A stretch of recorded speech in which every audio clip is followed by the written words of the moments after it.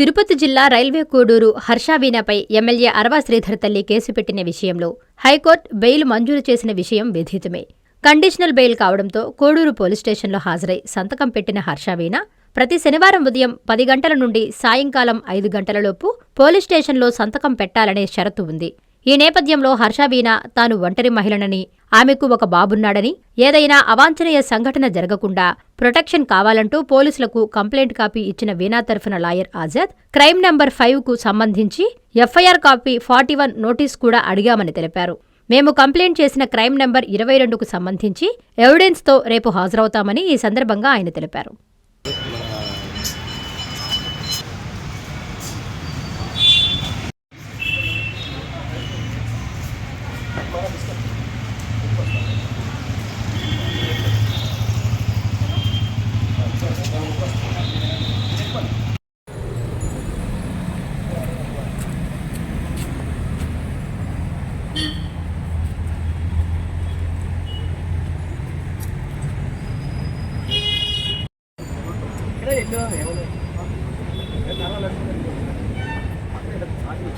నమస్తే ఫ్రెండ్స్, నా పేరు Sai Krishna Azad, practising advocate in Supreme Court. So ఈరోజు రైల్వే కోడూరు అరవ శ్రీధర్ గారి కేసు విషయంలో మా క్లయింట్ తరఫున వీణా గారి తరఫున ఈరోజు ఇక్కడ రైల్వే కోడూరు పిఎస్కి మేము అటెండ్ అవ్వడం జరిగింది. సబ్జెక్ట్ ఏంటంటే ఆనరబుల్ హైకోర్టు వారు ఇచ్చిన ఒక కండిషన్లో ప్రతి శనివారం ఉదయం 10 గంటల నుంచి సాయంత్రం 5 గంటల లోపు ఎవరైతే వీణా గారు ఉన్నారో ఆ వచ్చి సంతకం పెట్టాలి. సో ఆ కండిషన్ విషయంలో ఇక్కడ ఫుల్ఫిల్ అయిపోయింది. సో ఈరోజు శనివారం కాబట్టి నిన్న మేము ఆ షూరిటీలు పెట్టాము, మేడం బయటకు వచ్చాము. సో దాని ప్రకారం రావడం జరిగింది. ప్రధానంగా ఇంకొక విషయం ఏంటంటే మా క్లయింట్ వీణా గారు ఆమె ఒంటరి మహిళ, అలాగే ఆమె గవర్నమెంట్ ఎంప్లాయీ, ఇక్కడక్కడ తిరుగుతూ ఉంటారు, అన్ని పనుల మీద తిరుగుతుంటారు, అలాగే చిన్న బాబు ఉన్నాడు ఆమె.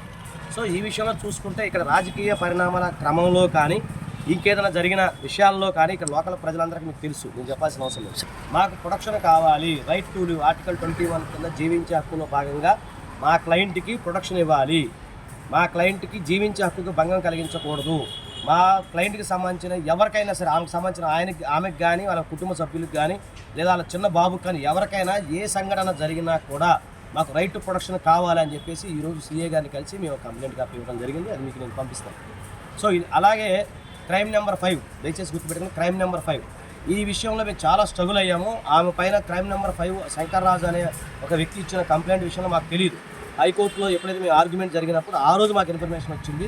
దానికి సంబంధించిన ఎఫ్ఐఆర్ కాపీ కానీ, అలాగే అది బిలో 7 years నేరాలు కాబట్టి 41A నోటీసు, దాని ప్రకారం అది కూడా మేము ఈరోజు నోటీస్ అడగడం జరిగింది. అది కూడా సంబంధించిన సిఐ గారు మాకు నోటీస్ ప్రొవైడ్ చేయడం జరిగింది. ఇక మా నోటీస్ ఇచ్చారు వాళ్ళు.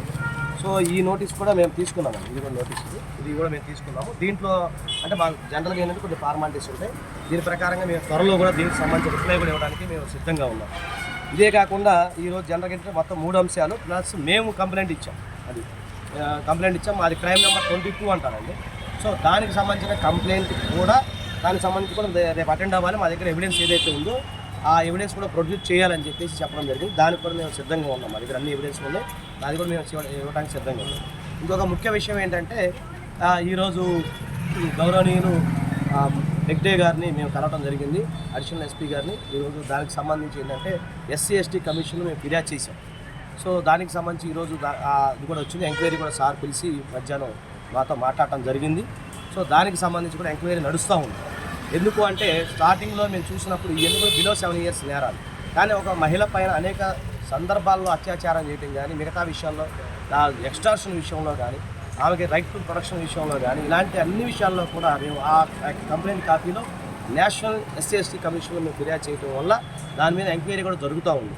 కాబట్టి ఎవరైతే మా క్లయింట్కి అన్యాయం చేసిన వ్యక్తి ఎవరైతే ఉన్నారో అతను చట్టపరంగా శిక్షించాలని చెప్పి మేము కోరుకుంటా ఉన్నాము. నిష్పక్షపాతంగా నిజాయితీగా ఆజాద్ అనే వ్యక్తి ఈ విషయంలో పోరాడుతూ ఉన్నారు. దయచేసి మీరు అందరూ కూడా మాకు సపోర్ట్ చేయాలని చెప్పి ఆశిస్తాను. అందరికీ అందుబాటులో క్యాన్సర్ వైద్యం ఇప్పుడు నారాయణ హాస్పిటల్లో. డిపార్ట్మెంట్ ఆఫ్ అంకాలజీ, మా అంకాలజీ నిపుణుల వైద్య బృందం. Doctor N Srividya, senior consultant medical oncologist. Doctor B Manobhiram, senior consultant surgical oncologist. Doctor P Gurusai Ratnapriya, senior consultant radiation oncologist. Cancer screening పరీక్షలు ఉచితం. మహిళలకు CBP, complete blood picture, chest x-ray, ultrasound, abdomen and pelvis, mammogram, pap smear, CA 125 cancer antigen test, cancer specialist, gynaecologist and dentist ఉచిత consultation. పురుషులకు CBP complete blood picture, chest x-ray, ultrasound, abdomen and pelvis, PSA పోస్ట్రేట్ specific antigen test, cancer specialist and dentist ఉచిత consultation. ఈ ఉచిత screening ప్యాకేజీలు మే 3వ తేదీ వరకు మాత్రమే. సంప్రదించండి super speciality block first floor B3. Appointment కొరకు 9640100555. 24 గంటలు ఎమర్జెన్సీ సేవల కొరకు 9037104108.